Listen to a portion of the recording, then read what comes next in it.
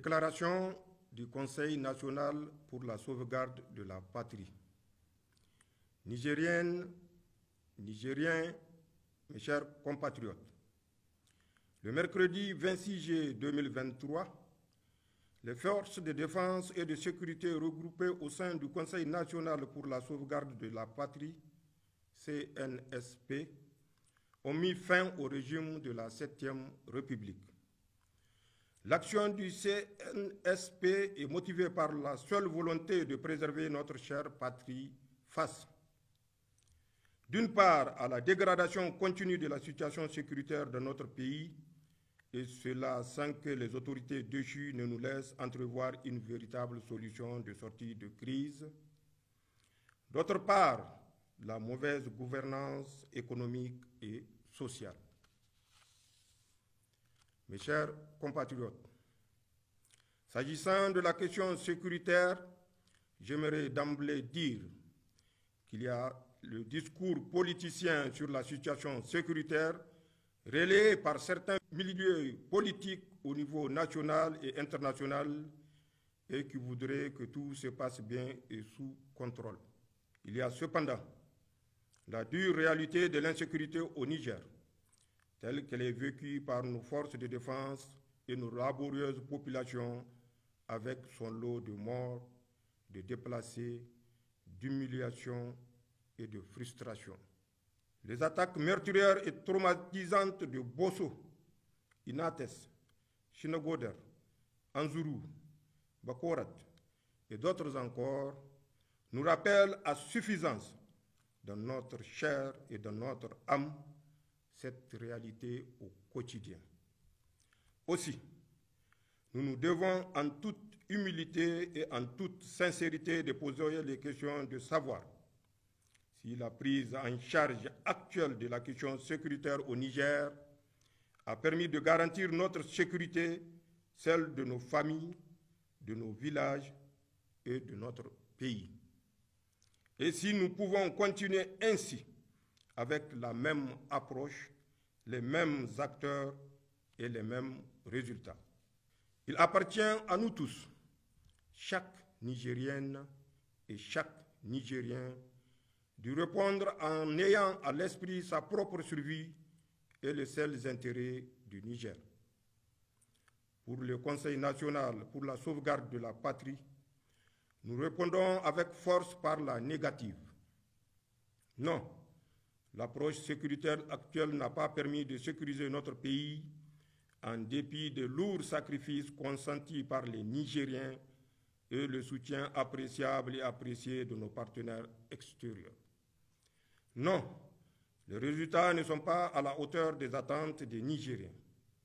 Non, nous ne pouvons plus continuer avec les mêmes approches jusqu'ici proposées au risque d'assister à la disparition progressive et inéluctable de notre pays. C'est pourquoi nous avons décidé d'intervenir et de prendre nos responsabilités, non sans avoir à plusieurs reprises tenté, tout en restant dans notre rôle de chef militaire, d'attirer l'attention des plus hautes autorités déchues sur l'incohérence et l'inefficacité de leur gestion politique des questions sécuritaires dans notre pays. Mes chers compatriotes, parlant d'incohérence et d'inefficacité, il faut véritablement s'interroger avec nous sur le sens et la portée d'une politique sécuritaire qui consiste à procéder à la libération extrajudiciaire de plusieurs chefs terroristes sans garantie aucune dans le contexte qui est le nôtre. Sur le sens et la portée du recrutement et du détournement à des fins politiciennes de plusieurs centaines d'éléments FDS en dehors du cadre militaire traditionnel et en les plaçant directement sous la seule autorité des politiques. Sur le sens et la portée de la décision d'un commandant en chef qui ordonne la libération des bandits lourdement armés pris sur un théâtre d'opérations militaires au seul motif qu'ils seraient ses alliés. Le sens et la portée de propos d'un commandant en chef des armées qui déclare devant le monde entier que ces soldats qui se battent au prix de leur vie sont moins forts et moins aguerris éviter les terroristes. Le sens et la portée d'une approche sécuritaire de lutte contre le terrorisme qui exclut toute véritable collaboration avec le Burkina Faso et le Mali, alors même que nous partageons avec ces deux pays voisins la zone du Liptako-Gourma dans laquelle se concentre aujourd'hui l'essentiel des activités des groupes terroristes que nous combattons. Mes chers compatriotes, de toute évidence, les autorités déchues se sont engagées dans une approche qui consiste à mettre en place une sorte de milice pour leurs propres intérêts. Toute chose qu'aucun patriote sincère ne saurait accepter. Mes chers compatriotes, sur le plan économique et social, l'amélioration de l'état actuel de nos finances publiques et du tissu économique de notre pays, la situation de l'école nigérienne, de la santé de nos populations, la lutte contre le détournement des deniers publics, la lutte contre l'impunité, la corruption sous toutes ses formes, le népotisme et les difficultés auxquelles font face les Nigériennes au quotidien sont autant de défis face auxquels le gouvernement déchu a montré ses limites.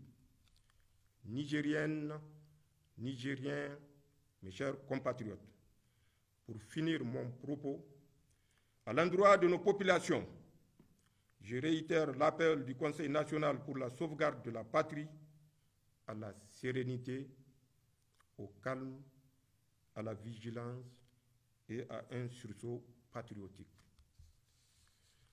Pour qu'ensemble, à l'unisson, nous puissions relever les défis sécuritaires, économiques, sociaux, évoqués plus haut. À l'endroit de la communauté internationale, le Conseil national pour la sauvegarde de la patrie réaffirme sa volonté de respecter tous les engagements internationaux souscrits par la République du Niger ainsi que des droits de l'homme. Aussi, je demande aux partenaires techniques et financiers amis du Niger d'appréhender la situation spécifique de notre pays pour lui apporter tous les soutiens nécessaires afin de lui permettre de relever les défis ci-évoqués. Enfin, le Conseil national pour la sauvegarde de la patrie, par ma voix, demande aux partenaires et amis du Niger, en cette étape cruciale de la vie de notre pays, de faire confiance à nos forces de défense et de sécurité, garantes de l'unité nationale, de l'intégrité du territoire et des intérêts supérieurs de notre nation. En ces temps difficiles que traverse notre patrie, nous savons compter sur votre esprit de patriotisme pour que la nation nigérienne soit sauvegardée.